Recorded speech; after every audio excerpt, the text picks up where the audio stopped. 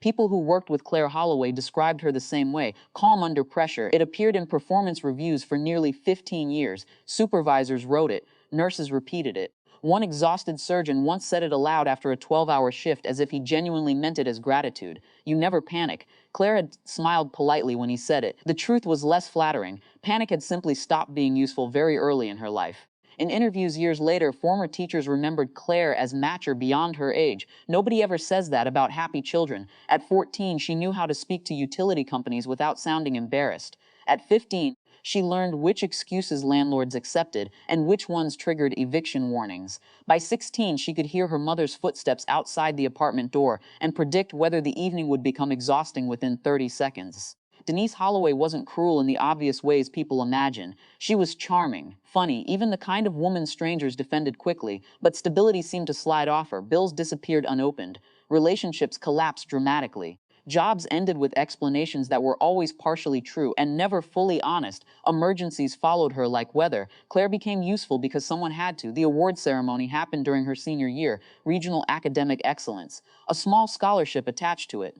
Nothing life-changing, but enough to make teachers suddenly speak to her with a different tone. As if they had discovered potential, they could now safely claim they'd recognized all along. Claire bought her mother a seat ticket herself because Denise had forgotten twice already. That should have warned her. The auditorium smelled faintly like dust and old curtains. Parents carried bouquets. Cameras flashed constantly. Claire kept checking the side entrance. Denise arrived 23 minutes late wearing heels clearly chosen for a different event entirely. Too loud, too bright, too scattered. She hugged Claire in the aisle while people turned politely away. "There she is," Denise announced to no one specifically. Claire felt heat crawl into her neck immediately. During refreshments afterward, Denise drifted between faculty members with the reckless confidence of someone who never noticed discomfort unless it belonged to her. She interrupted conversations, told an embarrassing story about Claire wetting the bed as a child, asked one administrator whether the scholarship money came as a check up front or monthly or something, then laughed too loudly afterward. Claire watched her chemistry teacher look briefly toward the floor. That was the moment she remembered years later. Not humiliation exactly. Recognition, the understanding that adults had finally seen the shape of her life. Neither of them mentioned the evening afterward. Denise ordered takeout on the drive home, as if nothing had happened. Claire went to her room and quietly filled out student loan paperwork alone. The years after that moved unevenly. Claire dropped out of college once because Denise lost an apartment and needed help, returned later through night classes, worked reception desks, administrative offices. Eventually hospital operations, systems comforted her. Hospitals were strange that way. Everything terrible arrived labeled correctly. Forms existed, procedures existed, consequences followed structure. Even grief had departments. Meanwhile, Denise remained suspended in the same emotional gravity. New jobs, new boyfriends. New financial disasters packaged as temporary setbacks. Claire kept rescuing her in smaller doses, rent once, phone bill once, just until Friday. Just this month, each rescue came with quiet resentment and immediate guilt. She became excellent at creating boundaries. She didn't fully believe in herself. The call from Memorial West came on a Thursday morning, not emotional, administrative. Her mother had been admitted 3 nights earlier after a fall. There were insurance complications. Behavioral issues with staff, discharge delays. Claire almost laughed when she realized which floor Denise had landed on. Her floor. By then, Claire oversaw operational management for half the hospital network. When she arrived, a young nurse handed her a clipboard without recognizing the connection immediately.